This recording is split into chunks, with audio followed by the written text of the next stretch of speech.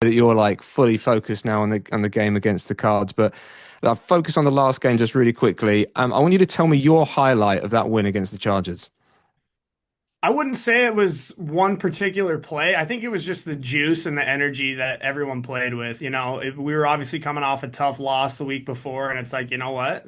It's reality. You got to accept it for what it is and move on. And the resilience we showed to put that behind us and come out and just, go play with total abandon and do it together and bring juice. That's kind of the culture of the team. And I would say it was just the highlight is being that it was a culture win in terms of, like I said, just the juice, the energy, and that equated to some really good outcomes. And it's fun when you're in the fourth quarter and it's 35-6 and you're not in a one score game sweating like crazy, sweating bullets. So that was nice. That actually was my highlight now that I think about it. Chilling What in the fourth. what happens when you get out on the field and you realize they've benched the quarterback? Is there like I feel like okay, we've got this. They've resigned almost.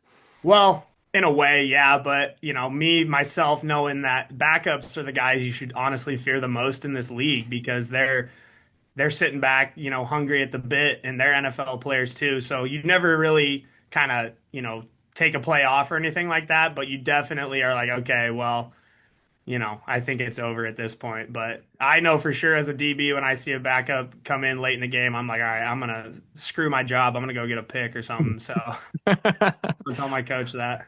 Well, you touched upon it a moment ago. It was, a week after a tough loss. When it you can imagine kind of it can go two ways after a tough loss, can't you? Like you can be really down, or you can try and take that resilience of the team. I imagine that was a week in which the leaders of the team really needed to step up. I just want to know if you can tell me about any of your teammates, maybe coaches that made their presence known in the week prior to that game. Yeah, everyone. I mean, it wasn't like one guy just came up and went, rah rah this, rah rah that. But even Coach Cohen came up to me because we had a lot of guys down in the secondary, and he even challenged me as a leader because I'm not a captain, but I'm kind of I'm a locker room kind of leader. I've been here a long time. Guys have respect for what I say, so he challenged me even to get these young guys on the same page and dialed in on the calls and stuff. So I thought that was really cool of him, and you know the resilience of the team goes through the coach, and Coach Cohen this year has done an amazing job of whether we've won or we've lost, he's kept such an even keel and kept the perspective really good, and he's always given us good mental training nuggets about how to persevere through this and that. So to be honest, it was him. In years past, I know we would have probably crumbled after a loss like that and been like, "Oh, dang it, we have to win those games." But that happens. This is the NFL. So his leadership has been fantastic, and it's trickled down to everybody.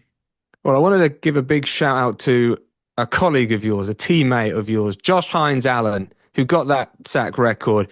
Can you tell me what it's like to suit up alongside him every weekend? It's fantastic. Me and Josh are the last two guys from the class of 2019. He was the first pick, and I was the undrafted, probably last pick. So it's super cool. He's one of my best friends on the team outside of here as well. And we had a good little party for him on Monday night after that as well. So it's just super cool to see a guy like that who you've been grinding with from the jump and you know what he was like as a rookie. And to see him go from, they put a lot of pressure on first round draft picks, and he's become everything and more. So I'm super happy for him, and he's just a better guy than he is a player. So to see him get rewarded like that is super cool. I mean, you just mentioned it there. You're an undrafted free agent, stuck around in the league. I think it's fair to say, you've been with the same team, but it's been a journey for you. Actually, a journey that loads of players that come into NFL teams that are in your position, well, they don't make. I'm wondering how much you think about where you've come from. Since you got picked up by the Jags. Yeah, it's super cool just to think about it in retrospect. Just, it's God at the end of the day. It really makes me put more into my faith of like, wow, like he really brought me along and, moved mountains for me. So I'm just proud of buying into him and doing my thing and never seeing myself as, oh, you're an undrafted free agent, like, oh, this or that. I had the mentality of, all right, well, you step on the grass, prove it to me. And I even told one of my coaches the other day, like, I wanted to get drafted. Obviously, every kid wants to get drafted, but we were talking about life lessons, and it was like going undrafted was the best thing that could have happened for me. It kind of woke me up, kind of, you know, got that fire back in my gut, brought the dog out in me. So it was a blessing, and here I am today, and it's just super cool. You just believe in yourself and go be a dog. So We have a former NFL DB that's on the show every week, Jason Bell. I asked him what I should be asking you. So I've got a couple questions from him.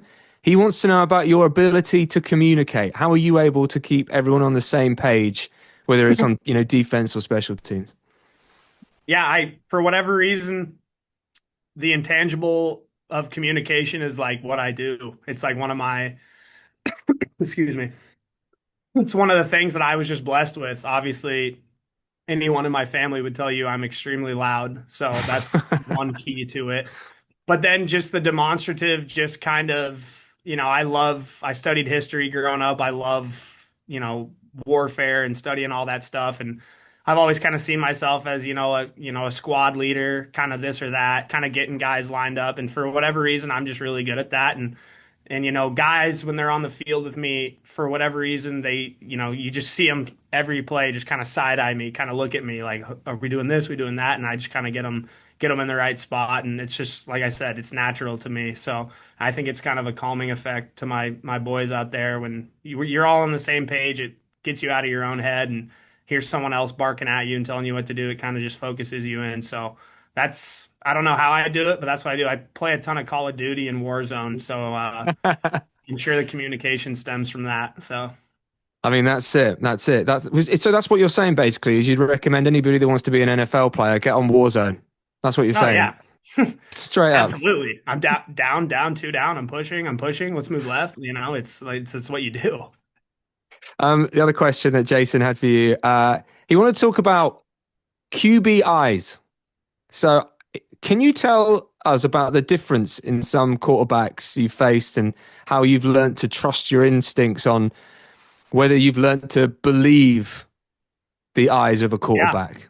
Yeah, absolutely. You play some quarterbacks who they're just going to stare things down and they don't really try to manipulate you. And obviously, those quarterbacks usually don't last very long. So you getting down the road, you play the Herberts, the Mahomeses, all those guys. You play Rodgers. It's like they're gonna look another way just to get you to go somewhere to throw the ball the complete opposite way. So sometimes you got to buy into it, and sometimes you don't. It's just studying a lot of tape and kind of getting a read on it. But once you get out there, you really don't have time to think. So hopefully you studied enough, or hopefully you just have the intuition to think he's looking you off or he's not. So that's definitely a big thing. But some of these guys are just so good at, even Mahomes, like he does the no look, like it's become crazy. So you really just got to trust your rules and hope you make the right decision.